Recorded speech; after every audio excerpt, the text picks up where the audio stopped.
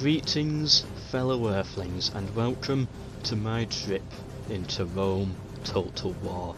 This video is the first part of a series where I actually review the Total War games, however I do it in a vlog style of video and talk about my journey with the game.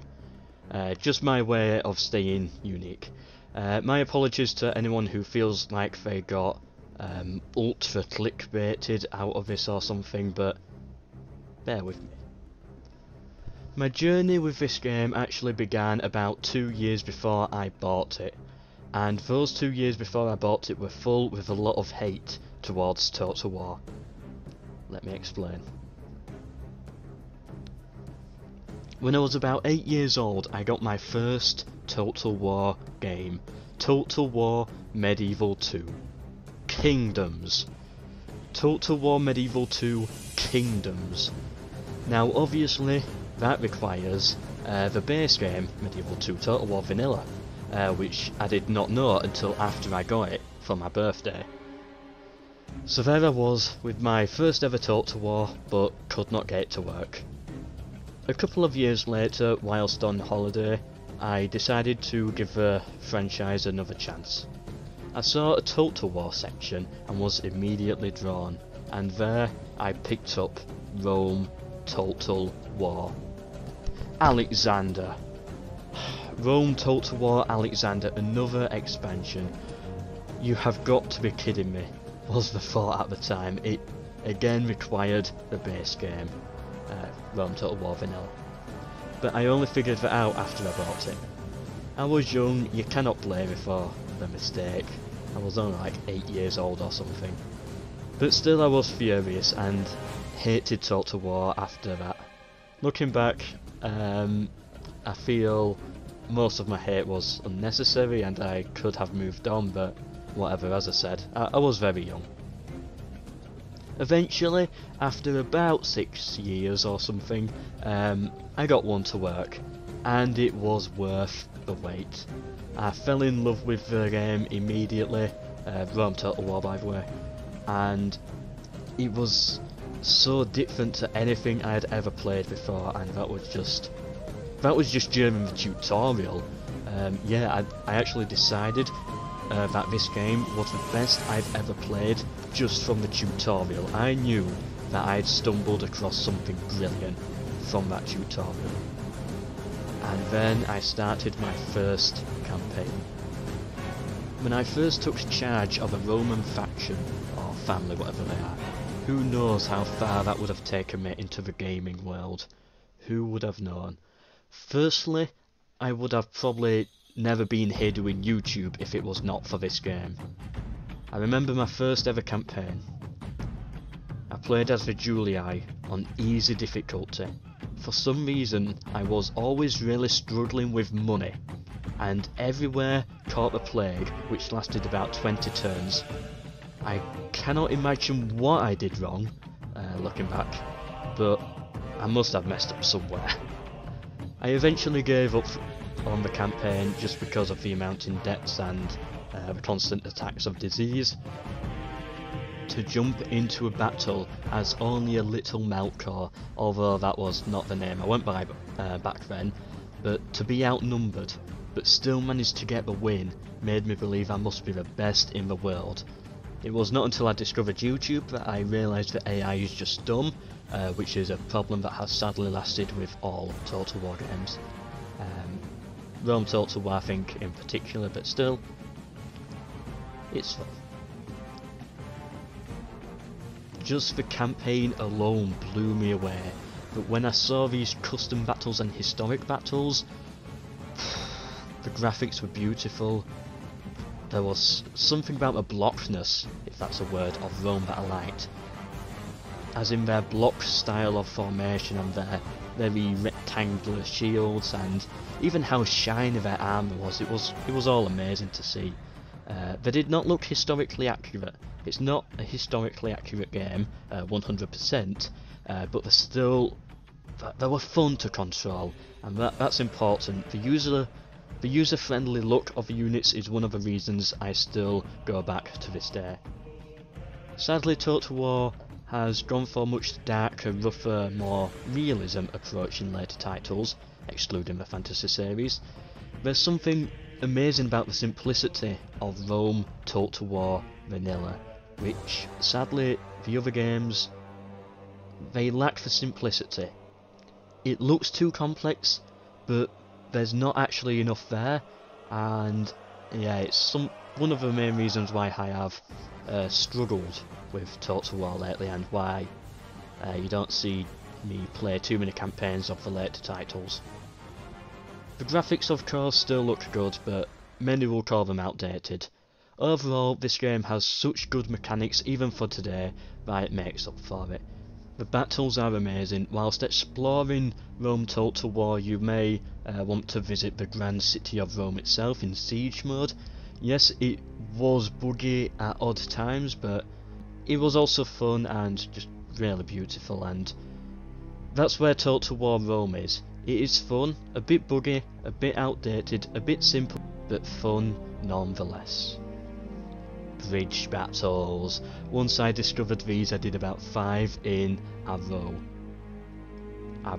Sorry, I've actually wrote a script for this. This is actually the first time I'm writing a script, and of course my grammar and everything is appalling, so yeah, I'm kind of like changing it as I'm going through. I spell arrow as in arrow, as in arrow, as in type of arrow. Anyway, just giving myself 20 archer stacks versus 20 peasant stacks, lining up my Spartan phalanx unit versus thousands of enemies, and so many more. Weirdly, I used to always get excited about seeing all the dead bodies fall off a bridge and go down the river and like get stuck on the banks or something. Each siege was layered. First, you had to make it up to the wall, avoiding towers and archer fire. Second, you had to take control of a wall.